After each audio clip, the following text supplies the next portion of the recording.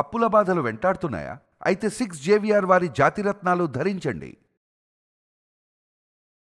తెలంగాణ మాజీ ముఖ్యమంత్రి BRS party అధినేత కల్వకుంట్ల చంద్రశేఖరరావు గారి బిడ్డ ఎమ్మెల్సీ కల్వకుంట్ల కవిత మరోసారి కేసీఆర్కు లేఖ రాసినట్టుగా సోషల్ మీడియాలో గట్టిగా ప్రచారం అవుతా ఉంది. ఈ అంశంపైన చాలామంది రాజకీయ విశ్లేషకులు, సీనియర్ జర్నలిస్టులు కూడా ప్రధానంగా మాట్లాడుతూ ముందుకు వస్తూ ఉన్నారు. కవిత లేఖలో కొన్ని కీలకమైనటువంటి అంశాలను ప్రస్తావించిందనేది ప్రధానంగా వినబడుతున్నటువంటి అంశం. ఓవైపు కేటీఆర్ అమెరికాలో ఉన్నాడు. కవిత డైరెక్ట్ ఈసారి కేటీఆర్ని టార్గెట్ చేస్తూ, కేసీఆర్ను కూడా టార్గెట్ చేస్తూ లేఖలో కొన్ని కీలకమైనటువంటి అంశాలు పేర్కొనేటటువంటి కార్యక్రమం చేశారనేది కొంత వినబడుతున్నటువంటి అంశం. ఈ అంశంపైన డిస్కస్ చేద్దాం. నాతో పాటు న్యూస్ రూమ్ నుండి political editor, senior journalist Kata Karthik garu ఉన్నారు. కార్తిక్ గారితో మాట్లాడదాం. కార్తిక్ అన్న, కవిత మరోసారి లేఖ రాసిందనేటటువంటి ఒక చర్చ వినబడతా ఉంది.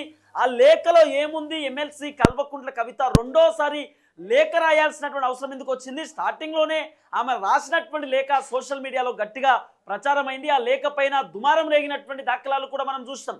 ఈసారి మళ్ళీ లేఖ రాసేటటువంటి ప్రయత్నం చేసింది. ఆ లేఖలో డైరెక్ట్ కేటీఆర్నే టార్గెట్ చేసింది అనేది కొంత వినబడుతున్నటువంటి అంశం. నిజంగా కవిత రెండోసారి లేఖ రాసిన లేఖ మళ్ళీ బయటికి ఎట్లా వచ్చింది? ఆ లేఖకు సంబంధించినటువంటి సమాచారం మళ్ళీ బయటికి ఎట్లా లీక్ అయింది కార్తిక్ అన్న? ఇది కవిత కేసీఆర్కు లెటర్ రాయటం రెండోసారి అనుకోవడానికి లేదు. కవిత గతంలో మీడియా చిట్ చాట్లో చెప్పింది, 10-12 సార్లు కేసీఆర్ గారికి లెటర్ రాశాను, కానీ ఈ లెటర్ మాత్రం ఎవరో దొంగలు లీక్ చేశారని చెప్పుకుంది. అంటే పదే కేసీఆర్కి కవిత లెటర్ రాస్తుండేది.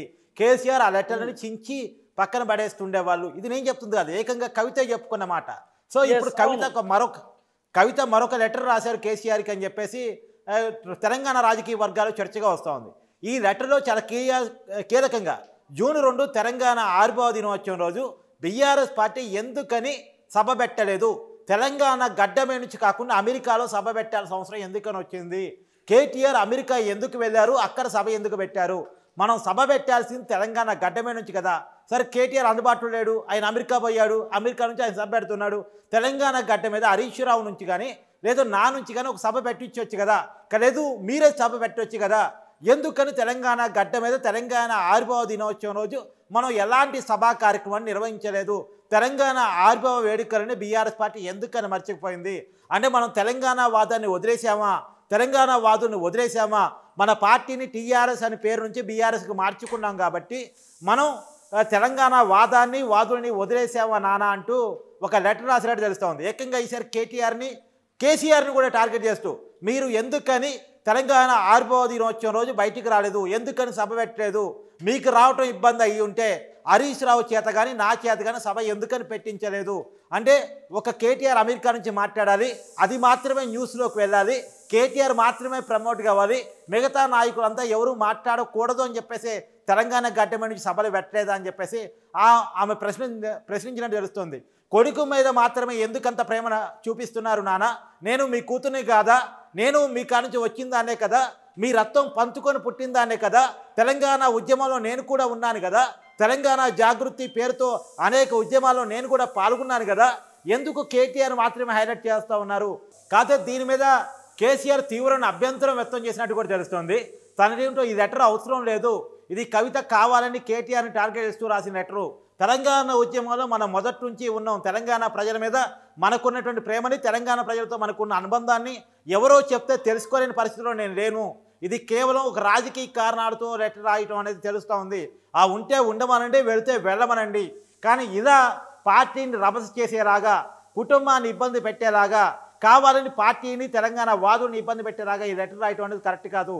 తెలంగాణ వాయిస్ని అంతర్జాతీయ సమాజం వినేలాగా, ప్రపంచం మొత్తం చూసేలాగా అమెరికాలో బీఆర్ఎస్ పార్టీ సభ పెట్టింది.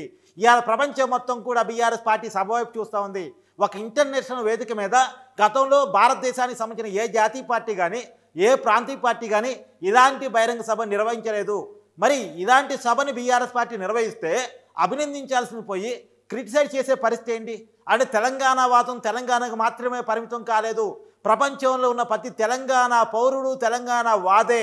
అమెరికాలో ఉన్నటువంటి మన ఎన్ఆర్ఐలతో సబ్బెట్టి తెలంగాణ వాదాన్ని, తెలంగాణ ఆవిర్భావ విశిష్టతను, దానికి బీఆర్ఎస్ పార్టీ అంటే ఆ రోజు టీఆర్ఎస్ పార్టీ చేసిన ఫైట్ని, కేసీఆర్ గారు చేసిన త్యాగాన్ని ఆ ప్రపంచం అంతా గుర్తించేలా అక్కడి నుంచి సభ పెడితే ప్రపంచం మొత్తం ఆ సభ గురించి మాట్లాడుకుంటుంటే ఈ లెటర్ల యుద్ధం ఏంటి, ఇది పార్టీ మీద ఆమె చేస్తున్న యుద్ధం, తెలంగాణ వాదం మీద ఆమె చేస్తున్న యుద్ధం, తెలంగాణ వాదం మీద ఆమె ఇలా కొత్తగా మాట్లాడుతుందేమో.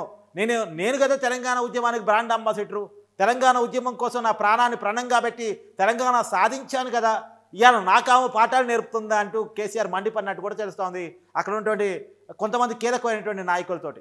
ఏది ఏమైనా కవిత చాలా కీలకంగా పార్టీని టార్గెట్ చేశారా, కేసీఆర్ పేరు చెప్తూ కేసీఆర్ ఓకే అంటూనే కేసీఆర్ని కూడా టార్గెట్ చేస్తూ ప్రత్యేకించి కేటీఆర్ని టార్గెట్ చేస్తూ తను లెటర్ రాసినట్టు తెలుస్తూ ఉంది. అంటే ఎమ్మెల్సీ కల్వకుంట్ల కవిత కొత్త పార్టీకి సంబంధించినటువంటి చర్చ కూడా వచ్చింది. సో నిన్ననే పార్టీ అనౌన్స్ చేయాల్సినటువంటి అవసరం ఉంటుండే, కానీ కవిత ఢిల్లీకి పోయేటటువంటి కార్యక్రమం చేయబోతా ఉంది. ఢిల్లీకి పోయి వచ్చిన తర్వాత కొత్త పార్టీ అనౌన్స్ చేయబోతా ఉంది అనేది కొంత వినబడుతున్నటువంటి అంశం. అలాగే భారతీయ జనతా పార్టీ ఎంపీ రఘునందన్ రావు కూడా చెప్పే ప్రయత్నం చేసిరు, కవిత మస్తు ఆస్తులను సంపాదించారు, 10 సంవత్సరాలలో ఆమె ఖచ్చితంగా కొత్త పార్టీ పెట్టబోతా ఉంది, ఆ పార్టీ ఢిల్లీకి పోయి వచ్చినాకనే పెట్టే అవకాశం ఉందంటూ కూడా ఆయన వ్యాఖ్యానించేటటువంటి కార్యక్రమం చేసింది. ఎట్లా చూడొచ్చు ఈ అంశాన్ని? కవిత ఒక 2 ఆప్షన్లు పెట్టుకొని ముందుకెళ్తా ఉంది. ఒకటి, బీఆర్ఎస్ పార్టీ తనతో పిలిచి మాట్లాడుతుందేమో, కేసీఆర్ తనని పిలిచి మాట్లాడతారేమో, నాతో ఏమైనా చర్చలు జరుపుతారేమో, నాకేదైనా కీలకమైనటువంటి పదవులు ఆఫర్ చేస్తారేమో అని ఆమె ఆలోచిస్తూ ఉంది. సో ఆమె కొంతకాలం వేచి చూసే దూరంలో ఉంటూ ఇంకొక పక్క నుంచి తెలంగాణ జాగృతి అనేటువంటి వేదికని పెంచాలి, తెలంగాణ జాగృతి వేదికకి సబ్ ఆర్గనైజేషన్ స్టార్ట్ చేయాలంటే కార్మికుల యూనియన్ కావచ్చు, రైతుల యూనియన్ కావచ్చు, మహిళల యూనియన్ కావచ్చు, ఇలా తెలంగాణ జాగృతికి అనుబంధంగా కూడా అనేక యూనియన్లు పెట్టి తెలంగాణ జాగృతిని సస్టైన్ చేసి దానికి ఇంకొద్దిగా మెరుగులు దిద్ది పునాదులు వేయాలి. వేస్తే రేపు కొత్త రాజకీయ పార్టీ పెట్టినాటికి తనకి ఒక బేస్ ఉంటుంది తెలంగాణ సమాజం చుట్టూ. సో తెలంగాణ జాగృతి ఆర్గనైజేషన్ పెట్టుకుని రాష్ట్ర వ్యాప్తంగా తిరగాలి. ఆ టైంలో పార్టీ పిలిచి నాతో మాట్లాడితే ఓకే, నాకు కీలకమైన పదవిని ఆఫర్ చేస్తే ఓకే, నాకు రాజకీయ భవిష్యత్తు మీద హామీ ఇస్తే ఓకే, లేనప్పుడు అప్పుడు సొంత పార్టీ పెట్టుకోవాలి. ముందుగా తెలంగాణ సమాజంలో కోల్పోయినటువంటి క్రెడిబిలిటీని, కోల్పోయినటువంటి ఇమేజ్ని తను తెచ్చుకోవాలి. తనకు జిల్లాల వ్యాప్తంగా, నియోజకవర్గాల వ్యాప్తంగా క్యాడర్ని ఏర్పాటు చేసుకోవాలి, కమిటీలు ఏర్పాటు చేసుకోవాలి, తెలంగాణ జాగృతి పేరుతో రాష్ట్ర వ్యాప్తంగా కూడా పర్యటించాలి. ఏ ఇష్యూ ఉన్నా తను ఫైట్ చేయాలి, పోరాటం చేయాలి, మాట్లాడాలి. తెలంగాణ జాగృతి వేదికగా కవిత వాయిస్ వెళ్ళాలి. అందుకని చూడు బంజారాహిల్స్లో కూడా కొత్త ఆఫీస్ ఓపెన్ చేసింది. సో అక్కడి నుంచి క్రియాశీలక మీటింగ్లు పెడుతుంది. ఇప్పటికే ఉన్న సమాచారం తీర్మానం మల్లాన్ని కూడా మాదాపూర్లో ఆఫీస్ ఓపెన్ చేశాడని చెప్పేసి. సో ఒక పక్కన గ్రౌండ్ వర్క్ జరుగుతుంది. ఆ గ్రౌండ్ వర్క్ ఒక కంక్లూజన్కి వచ్చిన తర్వాత అప్పటికి పార్టీ నుంచి కానీ కేసీఆర్ నుంచి కానీ ఎలాంటి హామీ కనుక తనకు రాకపోతే ఆ రోజు రాజకీయ పార్టీ పెట్టేటట్టు కనపడతా ఉంది Tirupati. Thank you so much Karthik అన్న. చూడాల్సినటువంటి అవసరం ఉంటుంది. మొత్తానికి ఎమ్మెల్సీ కల్వకుంట్ల కవిత రెండోసారి కన్న తండ్రికి లేఖ రాసేటటువంటి ప్రయత్నం చేశారు. అలాగే అన్నయ్యను డైరెక్ట్ టార్గెట్ చేస్తూ మాట్లాడేటటువంటి ప్రయత్నం చేసింది. సో ఇది పెద్ద చర్చకు దారితీస్తూ ఉంది. ఈ లేఖ బయటికి ఎట్లా వచ్చింది అనేది కూడా కొంత సోషల్ మీడియాలో వినబడుతున్నటువంటి ఒక ప్రధానమైనటువంటి అంశం. చూద్దాం ఏం జరగబోతుందో.